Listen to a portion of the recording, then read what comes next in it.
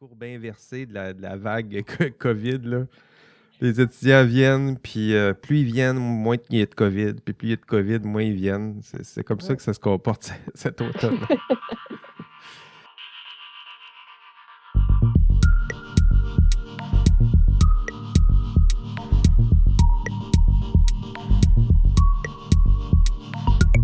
Bonjour à vous et bienvenue, semaine 7 de votre cours éthique et professionnalisme. Jean-François Sénéchal avec vous. Jour numéro 13 du confinement de 28 jours imposé par notre bon gouvernement. 15 dodo, c'est ce qui nous reste. On lâche pas, ça s'en vient. Hein? 15 dodo. Ce matin, là, on voyait la courbe là, qui commençait à s'incliner un peu là, devant nos nombreux efforts. Le plateau semble atteint, oui. Puis tranquillement, le nombre de cas va diminuer, c'est ce qui était indiqué.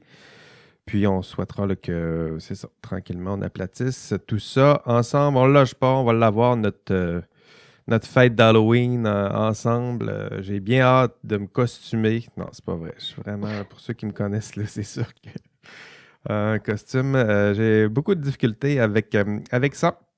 Bienvenue donc à votre cours éthique et professionnalisme. Bienvenue à ceux qui écoutent aussi en podcast. Il y en a. Vous êtes une trentaine en classe. Il y a à peu près une vingtaine là, qui sont plutôt abonnés au podcast. Les autres, ils vont à leur rythme, écoutent des fois les enregistrements de cours à rebours, ils s'arrangent, ils y vont à leur rythme, c'est normal. Cette semaine, bon, on prend un café ensemble. Ça va durer peut-être une demi-heure, trois quarts d'heure. Je vous présente les thèmes du cours. Puis, tranquillement, je présente la table, les tâches là, que vous avez à accomplir cette semaine.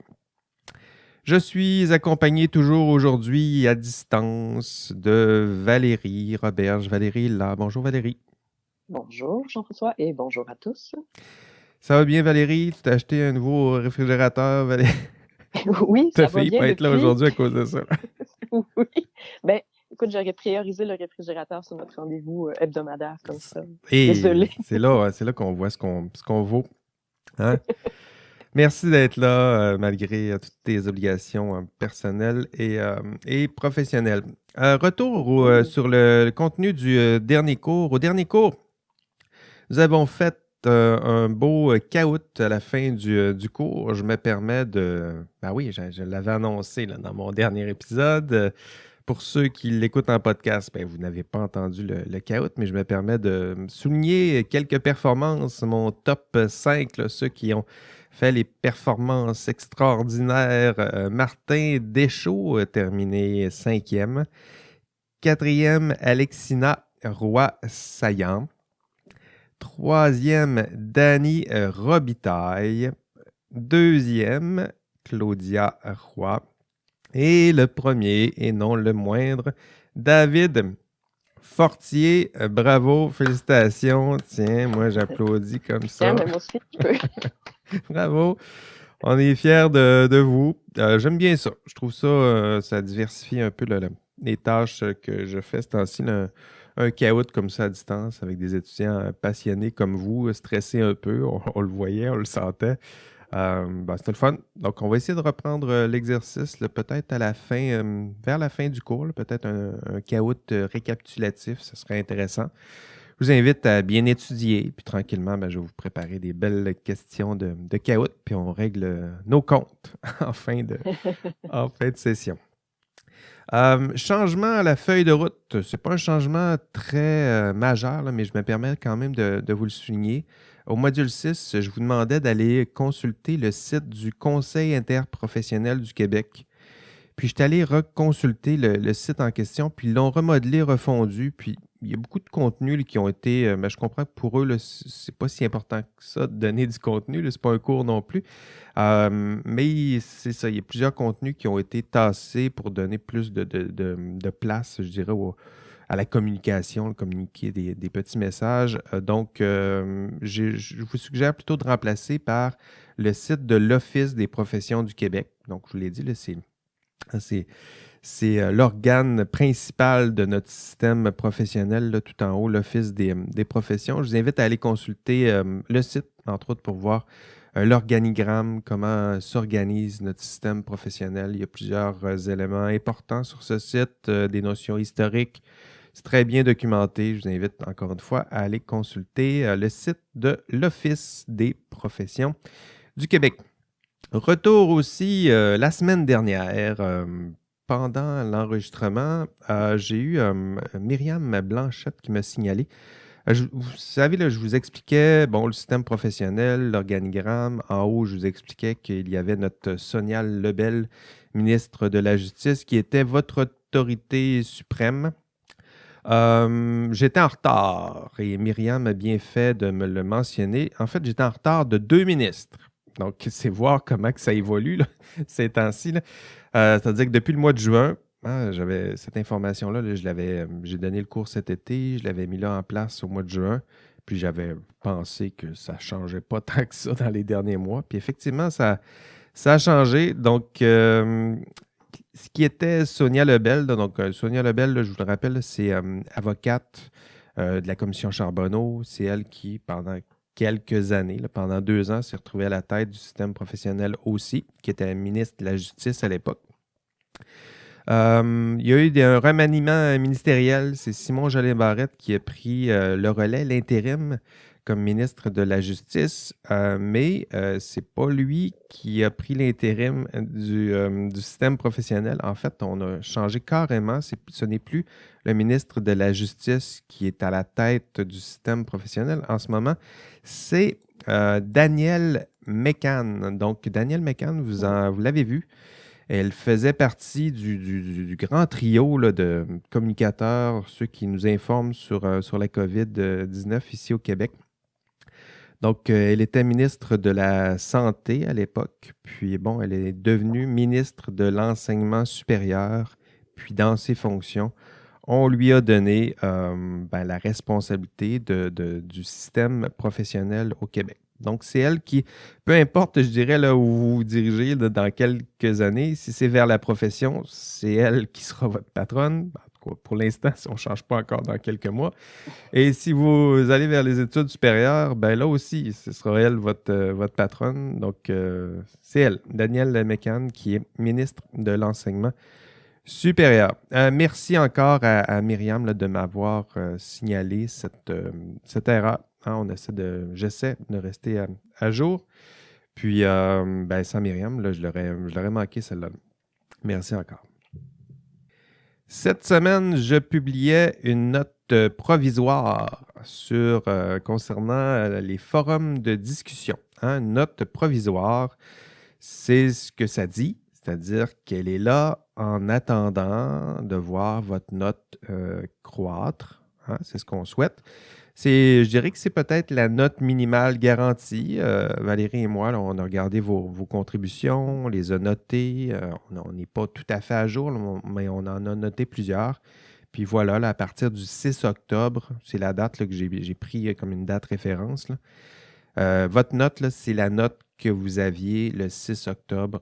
Donc, c'est votre note minimale à partir du 6 octobre. Et si vous faites de nouvelles contributions, si vos contributions sont bonnes, sont excellentes, à ce moment-là, c'est possible toujours d'accroître et d'aller plus fort que ce 11 sur 15 là, si vous vous contentez là, de contributions normales attendues qui répondent tout juste aux attentes, vous aurez 11 sur 15. Et si vous nous faites des participations, contributions riches, enrichissantes, intrigantes, des schémas, des résumés, tout ça, là, vous pourrez dépasser aisément ce 11 sur 15. En ce moment, là, typiquement, un étudiant, je sais que ça va en décourager plusieurs, mais je vais vous le dire quand même. En ce moment, on s'attend à ce que vous ayez participé au moins une fois aux 6 premiers forums. Et donc, ça vous donne 7 sur 15 en ce moment là, comme note minimale. Donc, si vous êtes en bas de 7 sur 15, ça veut dire que vous êtes tout juste un peu en retard. Et un peu au-dessus de 7 sur 15, c'est bien. Là, le rythme, ça va bien pour vous. Ce n'est pas pour vous inquiéter. Il reste encore plusieurs semaines. Je pense que j'ai juste 2 forums de fermer. C'est possible de contribuer encore, de ne pas perdre de points là, pour la constance. Il reste du temps. Vous pouvez vous-même vous donner quelques heures de votre temps là, pour pour participer à ces forums de discussion. Et encore là, c'est la note minimale garantie, à moins de... Je ne sais pas s'il y a quelqu'un qui me fait un gros plagiat ou une faute grave ou une insulte, je ne sais pas qu'est-ce que vous pourriez faire. Là, je ne veux même pas l'imaginer, mais là, à ce moment-là, votre note, évidemment, serait réduite, mais je dirais que pour l'instant, considérez cette note comme étant votre note minimale. Je vous rappelle que que Valérie et moi notons les 10 meilleures de vos interventions. Donc, si vous en faites 20, on prend quand même, on les note toutes. Puis, ça prend du temps. Mais à la fin, on prend vos 10 meilleures notes sur 20 pour constituer la note, qui est la note de forum de discussion. Aujourd'hui, les thèmes du cours, il y en a deux, je dirais, qu'il faut bien cerner lorsque vous allez consulter les enregistrements de cours. Le premier thème, c'est le thème de la responsabilité. Et le deuxième thème, c'est le thème du jugement. Donc, c'est deux mots profonds, importants, difficiles, des mots qu'on utilise tous les jours. Là. Quelqu'un, je suis responsable de ci, responsable de ça, es-tu responsable? On le dit dans le commun, là, on le dit, on l'utilise, jugement, manque de jugement, sers-toi de ton jugement. Mais qu'est-ce que ça veut dire lorsqu'on se met à poser des questions, surtout en éthique, on essaie de définir les termes, essayer de voir, de circonscrire, décortiquer, analyser. Puis c'est ce qu'on vous propose un peu, donner un peu plus de profondeur, quelques couches quelques notions qui pourraient vous aider à mieux comprendre, mieux cerner, mieux tisser quelques liens entre différentes notions que vous maîtrisez et les notions de responsabilité et de jugement. La question qui traverse la première partie du cours, c'est la question qu'est-ce que ça veut dire qu'être responsable?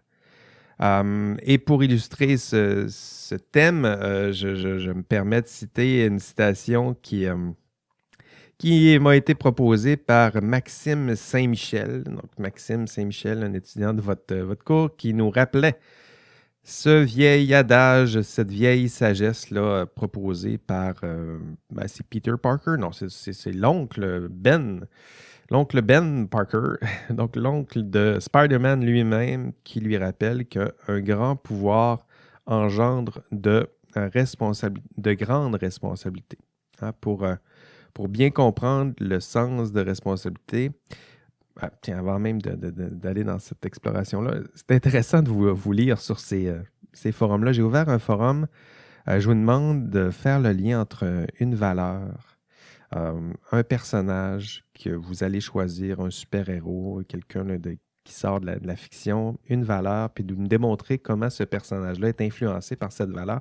Je trouve que ça en révèle beaucoup sur vous, sur ce que vous êtes, hein, pourquoi vous avez choisi tel ou tel personnage, la valeur que vous avez choisie. Souvent, ça nous en dit beaucoup sur ce que vous êtes. Allez relire ça là, a posteriori ou relisez-le là, dans 10 ans, là, puis vous allez voir que ça en dit pas mal sur vos ambitions, sur ce que vous êtes, sur vos idéaux, surtout. Ce que j'allais vous dire, c'est, pour Peter Parker, un grand pouvoir engendre de grandes responsabilités. Vous le voyez, là, pour Peter Parker, la question, c'est qu'est-ce qu'être responsable? Hein? Son oncle a bien beau lui dire, là, sois responsable. On le voit tout de suite que les guides sont pas très clairs. C'est une valeur. Hein? Ça s'inscrit dans l'éthique de la vertu. Là, on y reviendra un peu plus tard. Mais hein, c'est ce mouvement-là. Là. Qu'est-ce qu'être responsable? Les valeurs sont aussi là pour ça, nous guider. Ça manque de guide, mais en même temps, c'est inspirant. Qu'est-ce qu'être responsable pour Peter Parker? C'est un bel exemple de l'éthique de la vertu. Hein? C'est une valeur qui guide l'action, qui donne sens à ses décisions, qui inspire, c'est sûr. Mais pour le commun, comme vous et moi, là, ça ne donne pas vraiment des guides clairs, cette éthique de la vertu. Là. Je reviens à des termes qu'on a vus au module 2. La question du pouvoir pour Peter Parker est peut-être plus facile à résoudre. Hein? Un grand pouvoir engendre de grandes responsabilités. Dans son cas, c'est une force. Là, je ne sais pas, la liste de ses pouvoirs. Là, force, agilité, perception, décuplé. Ça pourrait être son pouvoir. et son pouvoir engendre de grandes responsabilités. Pour vous, si on fait le parallèle, le pouvoir, c'est quoi? Je dirais que c'est la science, la connaissance, votre maîtrise de la matière, de votre connaissance de la matière, de l'énergie, de la nature. Donc, ce grand pouvoir engendre, dans le cas de Peter Parker, une capacité d'agir accrue. Il peut en faire plus. Et dans votre cas, je dirais que c'est un peu du même ordre. Plus de pouvoir, plus de capacité d'agir et éventuellement plus de responsabilité. La question du pouvoir est plus simple. Un pouvoir d'action, plus de responsabilité. Reste la question de la responsabilité. Qu'est-ce que ça veut dire et surtout quoi faire? Je pense que c'est la question qui occupe Spider-Man. Quoi faire avec cette capacité d'agir? Servir qui? Servir quoi? Au nom de qui? Au nom de quoi? Ce sont les questions qui se cachent derrière la notion de responsabilité. Soit responsable de l'oncle Ben, ça semble simple, mais ça manque de guide clair. Mais lorsqu'on transforme cette injonction en question, déjà, ça fait plus de sens. En question, c'est ce que ça veut dire. Là. Question, dans le mot question, il y a le mot quête. Là. Ça donne sens au pouvoir de Peter Parker. Ça donne sens à sa vie. Essayer d'être responsable, c'est se mettre au service de quelque chose de plus grand que soi. Et sa plus grande quête pour Spider-Man, Peter Parker, tenter d'être responsable et d'agir en étant guidé par cette grande valeur. Vous aurez remarqué que l'éthique de la vertu répond jamais précisément à une question. Elle ne nous permet pas de définir, on va la définir, là, je vous rassure, là. On va le définir, responsabilité, mais en éthique de la vertu, on vous dirait que ce n'est pas nécessairement une bonne idée de définir la responsabilité. Typiquement, la réponse à la question qu'est-ce qu'on doit faire, qu'est-ce que la responsabilité, dans l'esprit de l'éthique de la vertu, être responsable, c'est pas important de définir. Être responsable, c'est faire et agir comme une personne responsable. Donc, vous le voyez, la circularité, c'est faire et agir comme Peter Parker. Être responsable, ce serait faire comme l'aurait fait Spider-Man dans un contexte X qui sera le vôtre.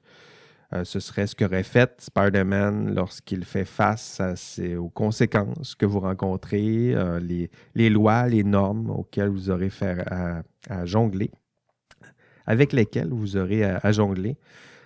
Tenter d'être responsable comme l'aurait souhaité l'oncle Ben. Vous le voyez qu'il y a une circularité, mais en éthique de la vertu, c'est un peu ça. Être responsable, on va le définir, je vous rassure. Mais en éthique de la vertu, être responsable, c'est agir comme la personne responsable. C'est-à-dire qu'on présume que même si on ne vous définit pas ce qu'est la responsabilité, vous êtes capable de la reconnaître lorsque vous allez la voir. Même si on ne vous définit pas la justice, on présume que vous êtes capable de la reconnaître. Il s'agit juste de vous dire « soyez juste », puis vous allez être capable de reconnaître la justice lorsque vous allez rencontrer des personnes qui sont justes. Donc, l'éthique de la vertu, je prends le temps de l'expliquer là, parce que c'est sûrement un des concepts qui est le plus difficile là, dans le module 2. Donc, pour vous, je me permets de repréciser tout ça.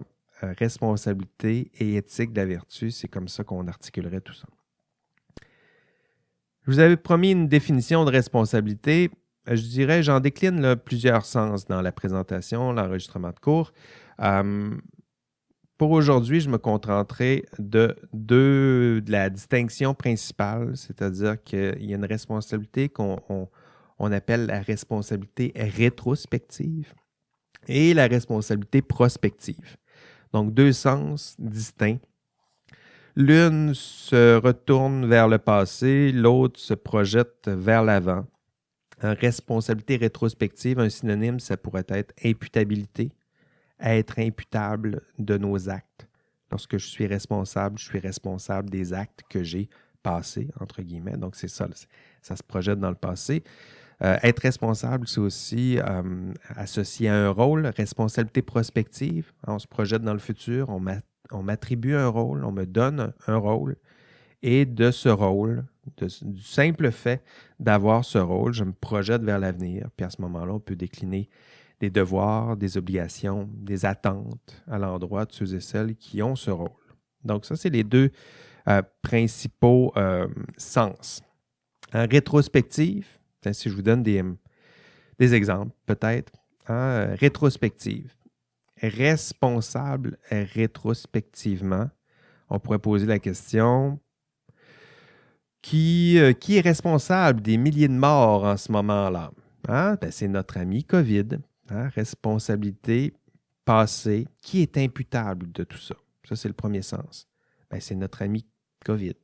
Est-ce qu'on peut le sanctionner, le mettre en prison pour tout ça? Pas vraiment. La seule façon, ce serait peut-être avec un vaccin bien efficace qui pourrait l'éradiquer. Mais responsabilité, c'est ce premier sens-là, imputabilité. On pourrait prendre le même sens dans l'exercice de votre profession. Qui est responsable de ce viaduc? Qui est responsable de l'usure prématurée du béton, tout ça? Là? Qui est responsable du fait qu'on va être obligé de payer puis le remplacer, ce viaduc-là? Responsabilité en ce premier sens. Qui est imputable? C'est, je ne sais pas, dans ce cas-là, ce serait l'ingénieur qui l'a conçu, celui qui a conçu le béton, l'entrepreneur qui a réalisé les travaux, la neige, le gel, dégel sont aussi imputables. Eux, on ne peut pas les mettre en prison. Eux, on ne peut pas les sanctionner, mais ils sont quand même imputables. Donc, ce premier sens-là, là, l'idée d'être responsable, imputable, on se projette dans le passé, puis on tente d'articuler la responsabilité avec ce premier sens. Le deuxième sens, c'est celui de responsabilité prospective. Donc ici, la responsabilité est plutôt centrée sur un objet. Là. Il y a un objet qui oriente, qui exige certaines actions. Dans votre cas, être responsable, vous aurez un rôle. Ce rôle vous donnera des devoirs et obligations envers quoi? Envers le public, que je dirais. C'est comme ça qu'on pourrait comprendre votre responsabilité prospective. De votre rôle, c'est vous qui serez responsable de quoi? Je ne sais pas, de la construction de ce bâtiment. Donc, c'est lui, ingénieur, là, peut-être, qui assume ce rôle, qui est responsable en ce sens. C'est son rôle. On a des attentes. Il n'a encore commis aucune erreur et pourtant, on a des attentes à son endroit. C'est son rôle d'être là pour qui? Pour le public qui lui fait confiance, pour le client qui lui demande d'exercer un jugement à sa place. Donc, responsabilité prospective en ce second sens. On pourrait donner d'autres exemples. Qui est responsable de déterminer les limites d'un terrain, de s'assurer que les voisins ne se tapent pas sur la margoulette? Là? C'est l'arpenteur géomètre et de son rôle, c'est lui qui assure ce rôle social, assurer une certaine forme de paix sociale. Puis ce rôle se décline dans plusieurs devoirs et obligations. On pourrait prendre un exemple plus personnel. Qui est responsable de l'éducation de mes garçons? C'est moi, c'est mon rôle, je suis leur père. Et de ce rôle, il y a des attentes à mon endroit. Je n'ai rien commis de grave, je ne suis pas imputable de rien. Non, c'est devant moi, j'ai un rôle du simple fait que j'ai ce titre et les devoirs et obligations qui découlent de ce rôle. Donc, responsabilité prospective, c'est le deuxième sens qu'on pourrait décliner ici.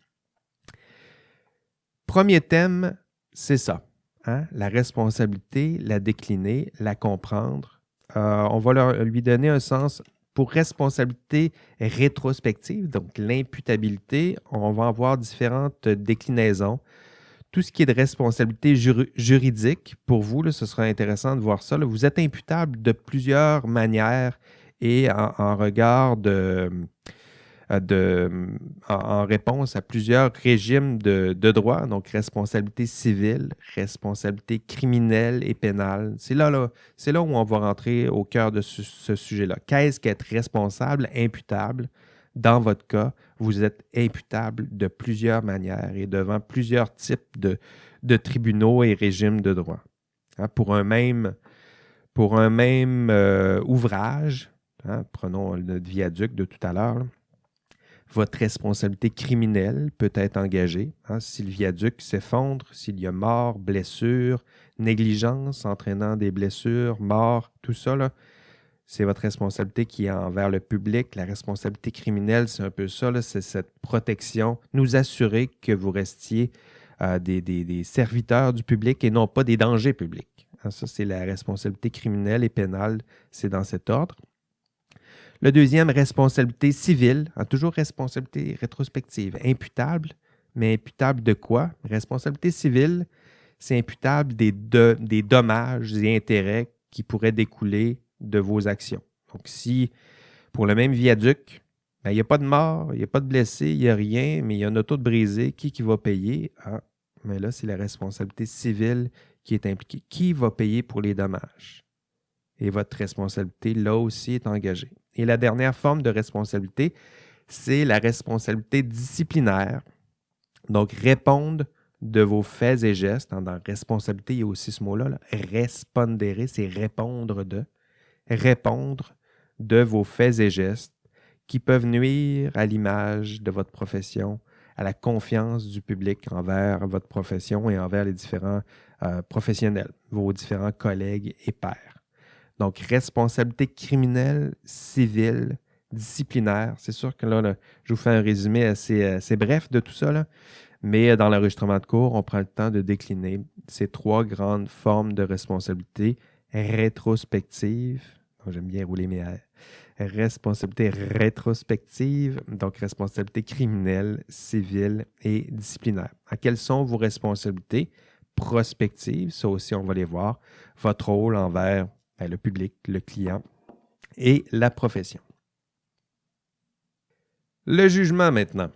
Qu'est-ce que le jugement? C'est que vous allez voir, c'est un beau thème, le jugement. On va y revenir. Dans l'exercice de votre profession, c'est peut-être ce qui vous sera le plus cher. Préserver l'intégrité, la justesse, la valeur de votre jugement. Ce sont les thèmes là, c'est le thème qui vous attend dans la deuxième partie de l'enregistrement de cours, le jugement, exercer votre jugement. Dans l'exercice de votre profession, on va vous dire ça. Dans un dilemme éthique, face à un dilemme éthique, on vous répond ça. Là, hein? Servez-vous de votre jugement. Dernièrement, là, on voyait dans les dernières consignes en matière de COVID-19, là, il y avait plusieurs nouvelles informations, instructions. Il y avait des trous dans ces instructions-là, des incohérences. Puis à la fin, on disait, c'est sûr, mais en même temps, là, servez-vous de votre jugement. Bien justement, c'est quoi ce jugement? Quels sont les traits de ceux et celles qui manquent de jugement? Qu'est-ce qu'on veut dire? Qu'est-ce qui se cache derrière ce terme? Ce terme, j'ai de la misère avec ça. Ce terme, qui en a beaucoup de jugement?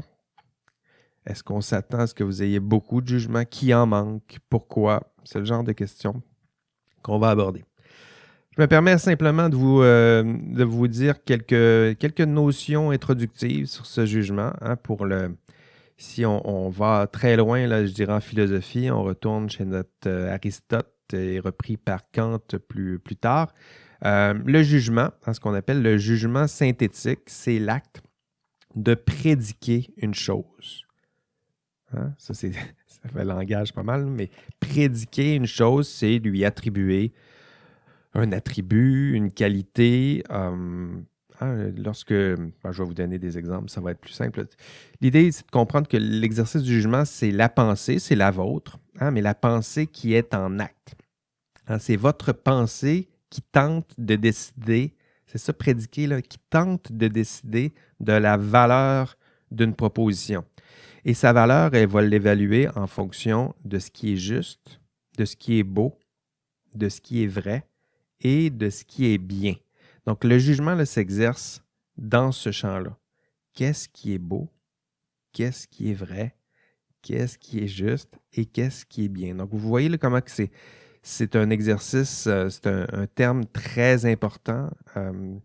C'est au cœur, je dirais, de l'éthique. Je vous avais promis des exemples. Exercer son jugement. Le chat est-il beau? Ah ben là, on est en train d'exercer un jugement. Et le jugement s'exprime à partir du moment qu'on se demande, bon, on va déjà statuer s'il est beau, mais en plus, ça présume qu'on est capable de répondre intérieurement à la question qu'est-ce que le beau? Hein? Qu'est-ce que la beauté? On a une préconception de tout ça. Sinon, comment ferait-on pour décider que le chat est beau ou pas beau? Là, soyez pas offusqués, là, c'est juste un exemple. Cette étude scientifique est-elle vraie? Ah ben oui, on va vous demander de dire ça. Est-ce que c'est vrai ou c'est pas vrai? C'est vrai. Si vous dites c'est vrai, ben, c'est parce que vous êtes capable de répondre au moins de façon instinctive ou de façon peut-être modeste à la question qu'est-ce que la vérité? Hein? Vous avez déjà une conception de ce qui est vrai. Cette dernière décision de M. Arruda, je dis ça comme exemple, là, j'en ai pas. Cette décision est-elle juste? La décision de Legault-Arruda, est-ce qu'elle est juste? Ben oui, non. Alors là, vous êtes en train de juger. Hein? Maintenant, ça présume que vous êtes en train de prédiquer par rapport à la justice. Vous avez déjà une préconception de la justice, puis vous êtes en train de dire si la décision en question, est-ce qu'elle est juste ou non? Il faut voir que c'est facile de juger aussi. J'explique le sens, mais un enfant est capable de juger. Là. C'est injuste, puis il se tape sur les coudes, pas les poings comme ça là, sur les hanches. C'est injuste. Déjà, il a une conception de la justice. Donc, juger, c'est ça. C'est par rapport, ça ne nécessite pas de faire un bac en philo là, pour comprendre ce qu'est le jugement. N'importe qui peut l'exercer. Ce qu'on essaie de faire, c'est de le décortiquer. Qu'est-ce qu'on est en train de faire lorsqu'on exerce notre jugement? Le comportement de nos amis anti-masques, est-ce que c'est bien, est-ce que c'est mal? Ben, peu importe ce que vous allez répondre ici là. Je vous suggère de dire que c'est mal, mais peu importe ce que vous allez répondre, c'est parce que vous êtes en train de juger, de prédiquer par rapport à la question du bien et vous avez déjà une préconception de ce qu'est ce bien. Vous aurez remarqué que pour exercer un jugement, ça nécessite un contexte d'incertitude.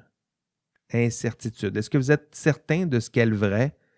Est-ce que vous êtes certain de ce qu'est le beau, le chat? Est-ce qu'on peut vraiment là, arriver à une conclusion certaine à 100% que ce chat-là est beau, que cette décision-là est juste, que cette assertion-là est vraie? Non, il y a toujours une zone d'incertitude. Et c'est face à cette incertitude que s'exerce le jugement. Autrement dit, sans incertitude, le jugement en acte là, n'est plus nécessaire. On n'aurait plus besoin d'exercice du jugement dans un monde où on peut arriver à des certitudes. Alors, vous le voyez, là, le contexte de la COVID est peuplé de zones d'incertitude. C'est quoi ce virus? Comment il se propage, ce virus-là? D'ailleurs, on a perdu le compte. Est-ce qu'il se propage avec la ventilation ou pas? Là, j'ai perdu le compte. Donc, comment se propage-t-il? Pourquoi est-il associé aux pertes de goût, odorat? Quoi faire dans ce contexte? Confiné, déconfiné? Qui est déconfiné en premier? Le voyez-vous, il y a un contexte d'incertitude et à chaque décision dans ce contexte d'incertitude, il y a exercice du jugement. Donc, jugement, incertitude, nécessité, les deux, ou plutôt la notion d'incertitude est nécessaire, doit devancer l'exercice du jugement. Le jugement est nécessaire pour décider, donc, dans un contexte d'incertitude. Il faut que ça soit clair. Et dans l'exercice de votre profession, des zones d'incertitude, il y en a plein. Donc, vous exercerez votre jugement de plusieurs manières entre deux études scientifiques contradictoires. Là. Si vous êtes à la fine pointe de la technologie, c'est sûr que les consensus ne sont pas aussi forts que si vous travaillez sur je ne sais pas, des études en physique qui sont confirmées et reconfirmées depuis 20, 30, 40 ans. Là. Donc, les études scientifiques là, se développent, parfois se contredisent, entrent en compétition parfois. Donc, il y a ça là, dans l'ajout en sciences. Donc, des études contradictoires, ça se peut que vous rencontriez des études contradictoires, des rapports contradictoires. Et c'est dans ces zones d'incertitude que vous devrez exercer votre jugement entre deux valeurs. Hein, si vous travaillez, je ne sais pas, en informatique, transparence et sécurité. Est-ce qu'on dit tout? Est-ce qu'on protège plus la sécurité, la confidentialité des données, où on donne accès, à qui, pourquoi? Donc, ces deux valeurs-là, sont en contradiction. Il y a une zone d'incertitude et ça nécessite d'exercer un jugement. Entre deux conceptions de la santé, entre deux principes importants, on le voit avec l'application en ce moment là, sur la COVID. Là. Allez télécharger cette application. Moi, je l'ai faite par curiosité parce que je voulais le voir. Mais il faut voir ce qui est au cœur de tout ça. Il y a des concepts hyper importants, nécessaires au cœur de notre société. Santé publique, mais liberté individuelle, protection des données confidentielles, tout ça, là, c'est en tension. Puis à la fin, la décision même de télécharger cette application-là nécessite l'exercice du jugement. Donc, c'est dans ces zones délicates, c'est dans ces zones d'incertitude où s'exerce le jugement. Et lorsqu'on parlera du jugement professionnel, c'est exactement ce à quoi on s'adresse. L'exercice de votre pensée dans ces zones d'incertitude. Prédiquer, juger par rapport à ce qui est vrai, à ce qui est vrai, ce qui est juste, ce qui est bien, ce qui est beau, peut-être moins. Faudra voir. Je sais pas, en architecture, sûrement, qu'on se prononce sur ce qui est beau. Donc voilà, l'exercice du jugement en ce sens. Et celui qui manque de jugement après cette démonstration-là, c'est qui celui qu'est-ce que manquer de jugement? On a tendance à penser que celui qui manque de jugement, c'est celui qui a tort, celui qui dit le faux, ou le fake. Tiens, c'est plutôt ça en ce moment. Non, le manque de jugement ici, c'est justement le refus d'accepter cette incertitude. L'incertitude est liée à l'exercice du jugement. Donc, dès qu'on se met à nier cette forme d'incertitude, on s'éloigne de l'exercice du jugement. À la limite, on nie même la pertinence d'exercice du jugement. Le manque de jugement ici, c'est le refus d'accepter, et là on le voit dans les discours en ce moment, le refus d'accepter l'incertitude, le refus d'accepter que c'est plus complexe qu'on veut bien le penser, que la réalité, la réalité sur le terrain est fort complexe. L'ignorant, c'est l'ignorant, je dirais que celui qui manque de jugement, c'est peut-être l'ignorant qui ignore lui-même, qui ignore ses propres zones d'ignorance. Il y a une double négation, puis je vais vous le redire. L'ignorant, c'est celui qui ignore ses zones d'ignorance. Okay? C'est celui qui ignore qu'il est ignorant. Il n'y a pas pire ignorant que celui-là.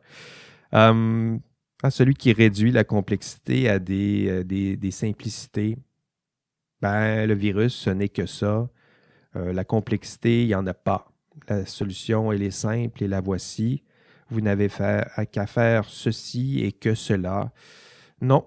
Le jugement exige plus. Il n'y a pas de que ceci et de que ça. Je ne sais pas si ça se dit comme phrase.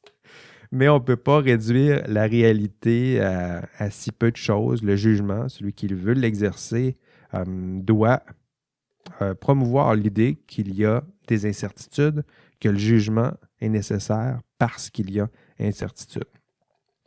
Et se contenter des explications, des solutions un peu simplistes à des problèmes complexes, refuser cette complexité, cette incertitude, c'est là où on manque de jugement. C'est même nier l'importance du jugement.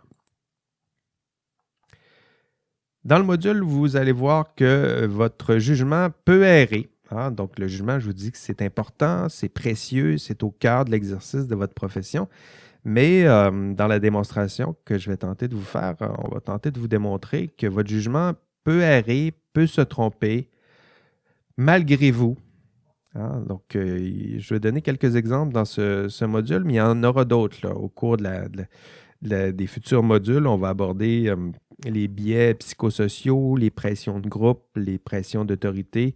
Votre jugement peut être influencé à tort de plusieurs manières. Il y en a plusieurs qui le savent, que votre jugement est important dans l'exercice de la profession et ils vont tenter de l'influencer, ce jugement, d'essayer de le dresser, de le brider, de vous écarter de l'exercice de votre propre jugement.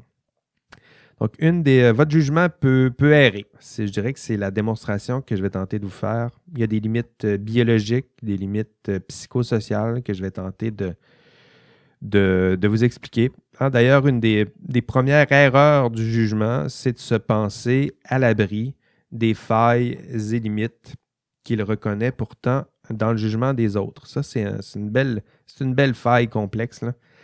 On reconnaît que le jugement peut se tromper, on le reconnaît chez les autres, mais on a de la difficulté à le reconnaître chez soi-même. Dans les premiers modules, on a fait la personne qui surestime son intégrité. Ben, ça fait du sens. Oui, je peux comprendre qu'on surestime sa propre intégrité, mais pas moi. Donc, il y a toujours ce deuxième mouvement-là. Là. Reconnaître la réalité, reconnaître que le jugement peut errer, c'est une chose. Maintenant, reconnaître que mon propre jugement peut errer dans certaines conditions, c'est une autre chose.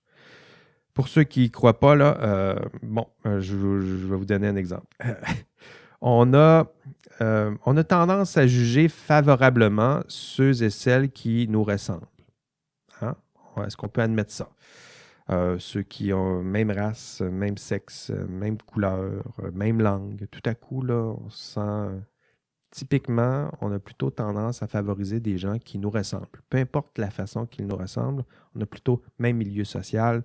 On a tendance à juger favorablement ceux et celles qui nous ressemblent et, la contrepartie, à juger défavorablement, un petit peu, les personnes qui ne nous ressemblent pas. Donc, ça, on le reconnaît. Maintenant, est-ce que vous êtes à l'abri de cette erreur de votre propre jugement? Vous le voyez, là, l'erreur de jugement que je vous dis, c'est pas loin du racisme, sinon du sexisme. Là. Le fait qu'on s'associe plus facilement à ceux qui nous ressemblent, puis qu'on écarte ceux et celles qui ne nous ressemblent pas. Ben non, pas vous. Et pourtant, lorsqu'on regarde vos équipes, là, je vous ai demandé au début de la session de former des équipes là, TP1, TP2. Ben, curieusement, vous irez voir la composition des équipes, là, mais vous avez plutôt tendance à vous associer avec des gens qui vous ressemblent, ne serait-ce que dans les noms et noms de famille. Donc, curieusement, j'ai 21 équipes de gars, 2 équipes de filles, 2 équipes avec des noms plus difficiles à prononcer.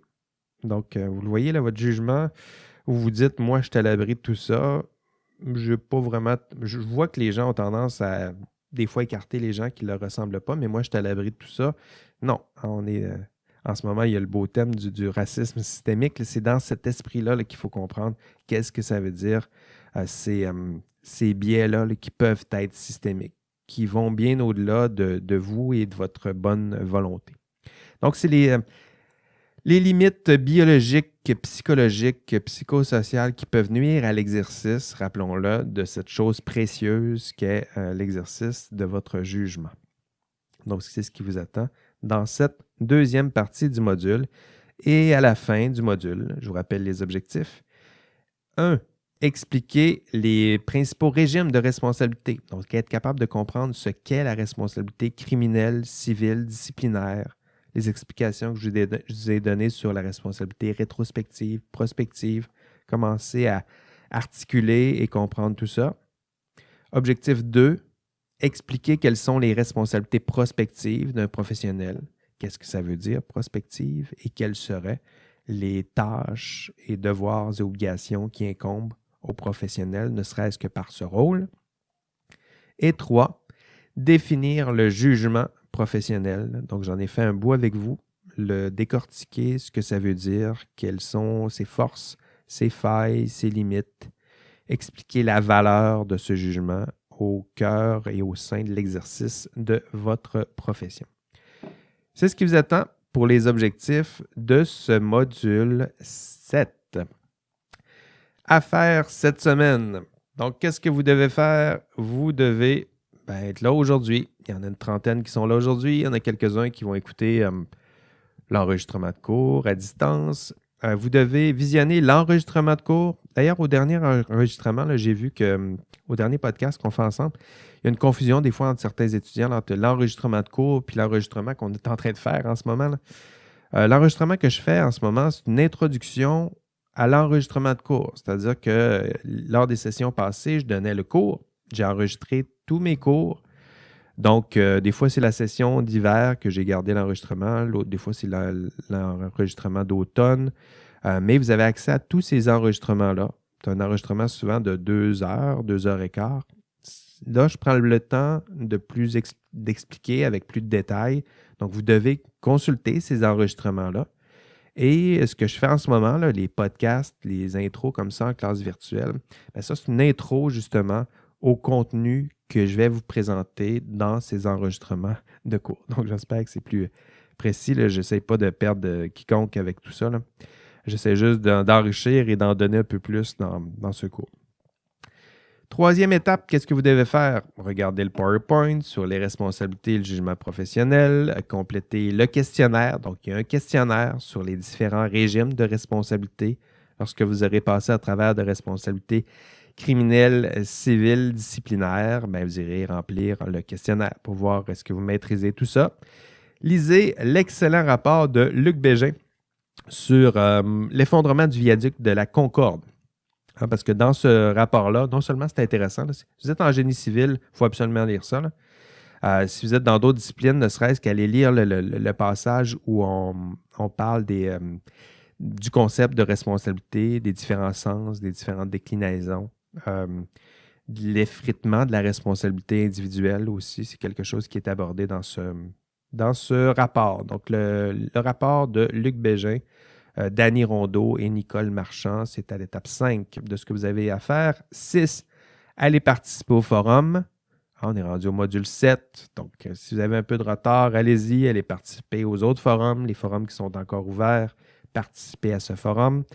Sinon, ben, les travaux, TP2, faites ça. Il reste encore du temps, mais attendez pas à la dernière minute. Il y a beaucoup à faire. Analysez votre problème éthique à l'aide de la grille et rédiger un rapport décisionnel. C'est tout. C'est tout pour cette semaine. On ne lâche pas. Je le sais qu'à ce stade-ci de la session, c'est plus difficile. Je le sais.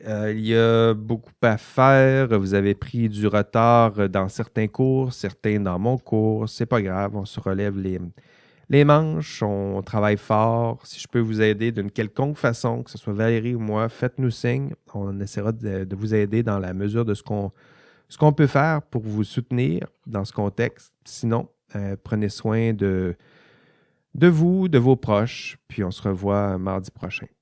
Merci Valérie. Salut. Merci à tous. Bonjour. Bye bye les étudiants.